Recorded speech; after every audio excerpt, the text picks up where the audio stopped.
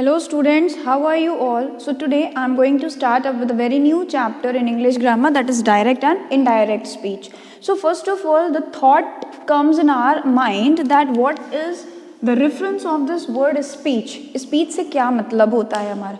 Speech से हमारा मतलब होता है the way we talk, the way we start thinking. ठीक है, जो भी हमारे thought processes होते हैं हम उनको अपने words में, sentences में कैसे express करते हैं, कैसे बोलते हैं, उसे हम speech कहते हैं. ठीक है, speech is of two kinds.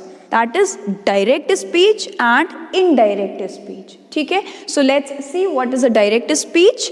A direct speech, especially it refers to the quoting of the exact words uttered by the person within the inverted commas or a quotation marks. ठीक है, जो भी direct speech जो होता है वो होता है हमारा कि किसी सामने वाले इंसान ने कैसे किसी चीज़ को बोला है, उसके मुंह से कैसे वर्ड्स निकले हैं, हम अगले को जाकर उसी तरीके से वो वर्ड्स कन्वे करते हैं. हम उसमें कोई चेंज नहीं करते. लेकिन जो भी सामने वाले पर्सन ने, मतलब फर्स्ट पर्सन ने अगर कोई चीज़ हमसे कही है तो वही चीज़ हम थर्ड पर्सन से कहेंगे, लेकिन as it is, exactly as it is. ठीक है, और उसमें सबसे ज़्यादा इम्पॉर्टेंट होता है हमारा इन्वर्टेड कॉमास. ठीक है, इन्वर्टेड कॉमास या फिर कोटेशन मार्क्स का हम इस्तेमाल करते हैं. For example, she said I am living in Delhi. ठीक है, ये फर्स्ट पर्सन ने मेरे से बोला, मैंने यही चीज़ जाके थर्ड पर्सन को बोला that she said I am living in Delhi. ठीक है, एज इट इज़ उसके वर्ड्स को कोट किया, कोई चेंज नहीं किया. Now let's move on to the indirect speech.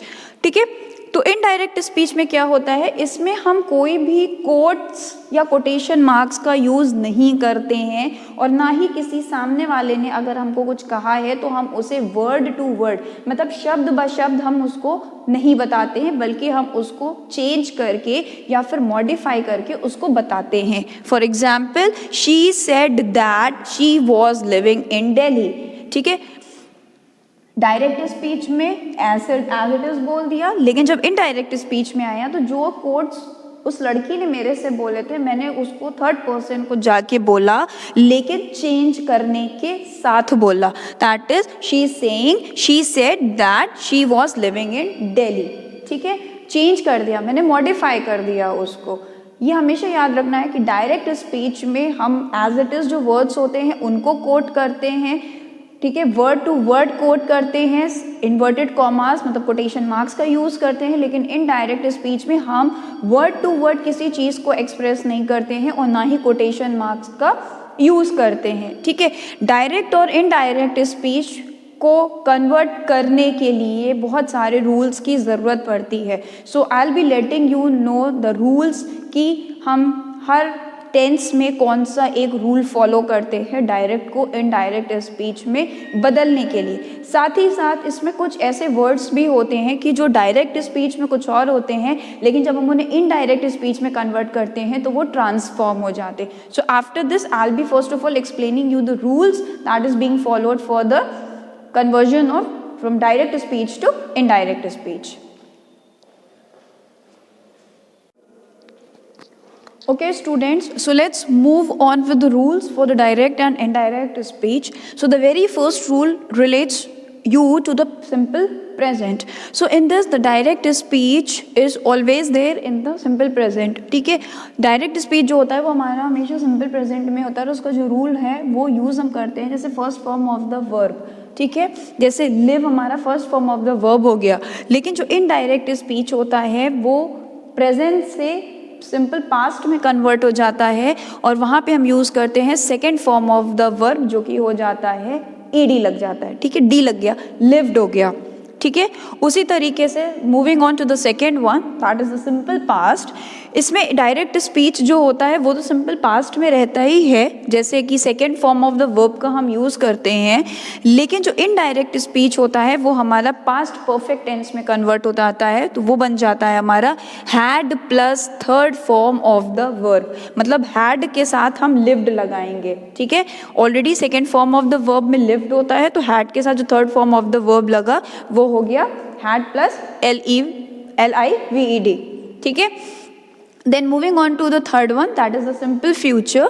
Direct speech और इनडायरेक्ट स्पीच में इसमें कोई ऐसा रूल नहीं होता कि जो सिंपल फ्यूचर में है तो आगे भी क्या होगा, नहीं, इसमें हम कोई ऐसा यूज़ नहीं करते जैसे कि हमने बाकी दो में यूज़ किया कि डायरेक्ट स्पीच अगर सिंपल प्रेजेंट में है तो इनडायरेक्ट स्पीच जो है वो सिंपल पास्ट में हो जाएगा, और सिंपल पास्ट के रूल में अगर डायरेक्ट स्पीच सिंपल पास्ट में है तो इनडायरेक्ट स्पीच जो है वो पास्ट परफेक्ट में हो जाएगा। लेकिन सिंपल फ्यूचर में ऐसा कोई रूल नहीं है। लेकिन हाँ, जो रूल हम फॉलो करते हैं वो रूल फॉलो करते हैं will plus first form of the verb. ठीक है, विल के साथ हम लिव लगाएंगे। ठीक है, जैसे विल के साथ हमने लिव लगा दिया तो हमारा बन जाएगा। फिर इनडायरेक्ट स्पीच में अगर हम देखें तो इसमें बन जाता है would plus first form of the verb, that is would plus live. ठीक है, वुड, लिव, विल, लिव। ठीक है, इस तरीके से हमारा रूल चलता है सिंपल फ्यूचर में। अब फोर्थ वाला पार्ट है पास्ट कंटिन्यूअस। डायरेक्ट स्पीच में जब डायरेक्ट स्पीच का सेंटेंस जब हम इनडायरेक्ट स्पीच में कन्वर्ट करते हैं तो डायरेक्ट स्पीच जो पास्ट कंटिन्यूअस में होता है वो तो पास्ट कंटिन्यूअस में होगा, और इसका जो रूल होता है वो होता है वॉज या फिर वर्ब प्लस आईएनजी फॉर्म। ठीक है, जैसे was plus live plus ING, तो जो लिव प्लस आईएनजी होगा वो हो जाएगा लिविंग। ठीक है, वॉज लिविंग।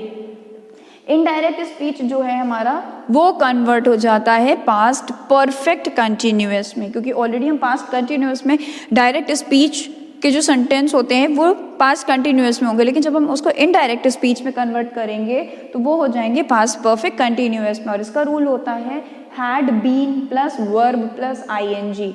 ठीक है, तो had been plus live plus ING, तो ये हो जाएगा हैड बीन लिविंग। ठीक है, ये तो अभी सिर्फ 4 rules हुए, there are many more rules. So after this I will be explaining you some other rules also to be followed during the conversion of direct speech into the indirect speech. I hope आपको इतना समझ में आया होगा।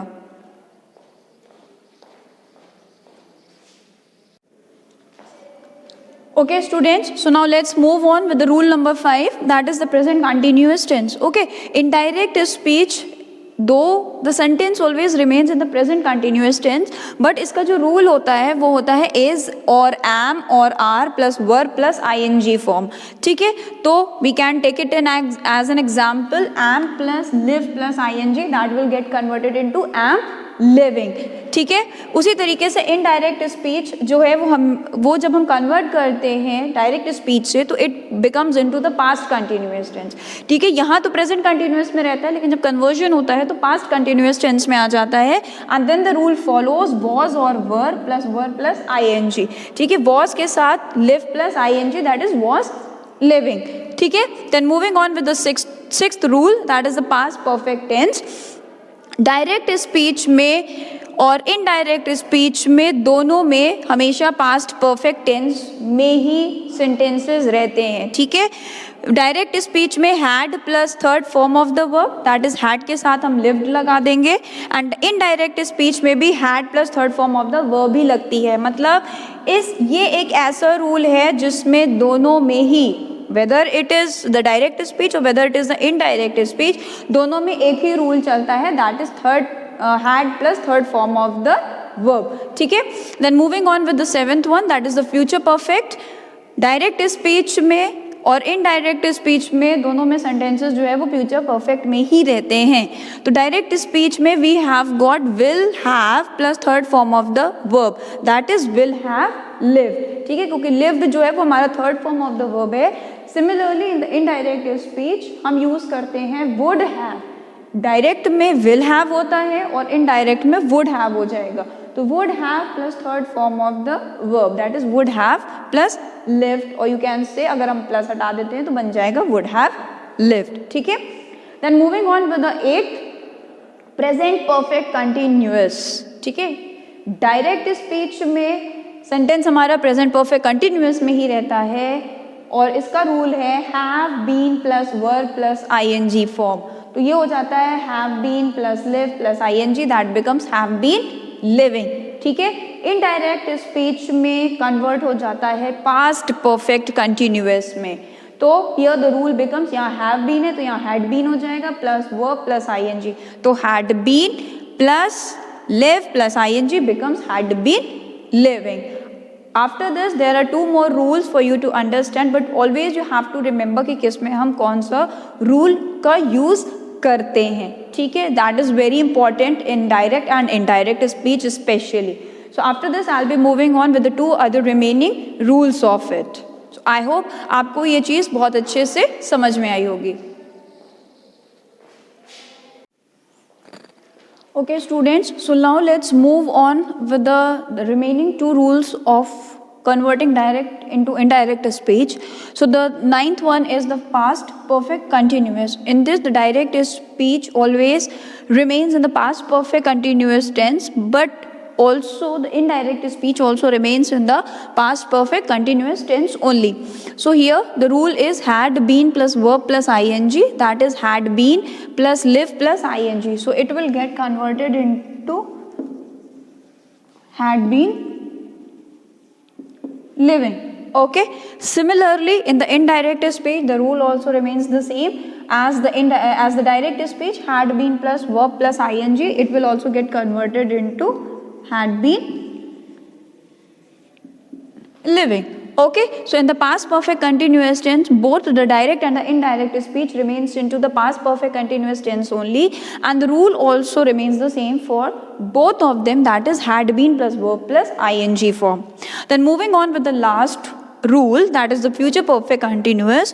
Both the direct and the indirect speech remains in the future perfect continuous tense only, and the rule for the direct speech is will have been plus the third form of the verb, that becomes will have been live, that is living. Okay, ing. Then coming to the indirect speech, the rule remains the would have been plus third form of the verb, that is it becomes would have been living.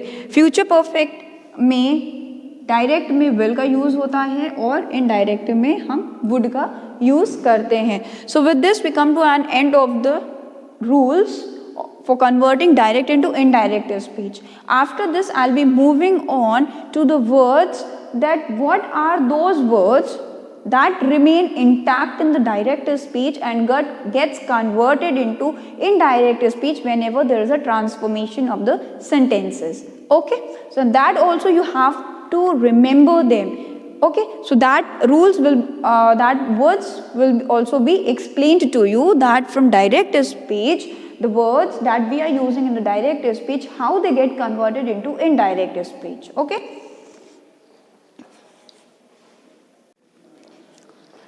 Okay students, so let's see what are those words that gets easily converted from direct speech into indirect speech whenever we convert it into the direct or the indirect speech from one sentence into another.